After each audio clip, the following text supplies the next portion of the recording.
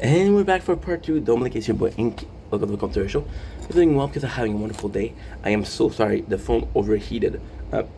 It is 29 degrees outside, so it's kind of normal. Plus, we're doing two things, which is the tower and filming.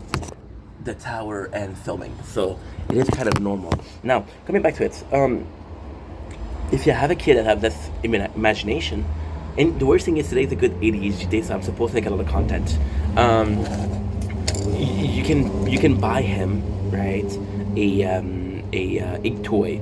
So per example, right, per example, now this was the 90s because I was born in the 90s, right. Per example, Tickle Me Elmo, and Tickle Me Elmo would talk, right. Of course it was a battery, of course it was a program, but for the kid it would talk, right, it would talk. And it was kind of fantastic because like, holy shit, this is so cool. This is really alive, right? And when I was a kid, we had less financial means. My father had more financial needs than my mom. My father was like, "You're old enough. You're 4 years old. You're a man. Classic '90s dad. You don't need toys." My mom, however, she was like, "Hey, there's this stuffies, and if you talk to him, he'll listen to you." And I'm like, "This is bullshit. He's not gonna talk to me." But I trust my mom, so holy shit, maybe you are alive. Now I know what you're saying. Think this is far fetched. Is it? Is it? Because if you remember the 90s, you kind of remember a couple of movies, right? You would remember Spaceball, you would remember Toy Story. Wait a second. Toy Story, where toys were alive. Wait a second. And then, even then, you said, okay, well, what if you weren't born in the 90s? That's a good question. If you were born a bit earlier, you would remember Chucky, which is a child play doll that is possessed, but still a doll that talks. See? Now this whole video, which is fucking long, served one purpose. What if you became so obsessed that you saw something that wasn't there? What if the reason why you saw something that wasn't there was because you had a need? And what if a company or a marketing thing could control those needs? Then this would be financial domination.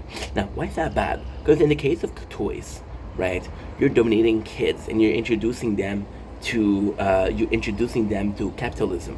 I need the next toys, I need the next game, I need the next console, right? And you're not really teaching them the value of money, right? Now, I know what you're saying, Ink, they're kids, how can they learn the value of money? Well, even if they did learn the value of money, there's not a reason for it. Because when you think about it, this value of money serves only one purpose. And that one purpose is disgusting. This one purpose is you have this general idea of what money means, but you don't understand things like inflation, and you don't understand how much money they really have, and you don't understand that no matter how much you save, you'll never accomplish the biggest dream. You'll never be close to them. So you're giving this idea or this concept that you understand. You understand something akin to finance, but you don't. You don't. Now you might say, yeah, but you can inform yourself. Like for example, the value of actions. Yeah, but actions are moved by millionaires.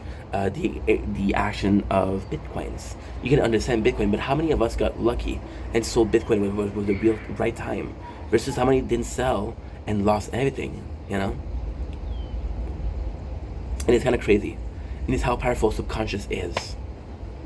Food for thought. Food for subconscious.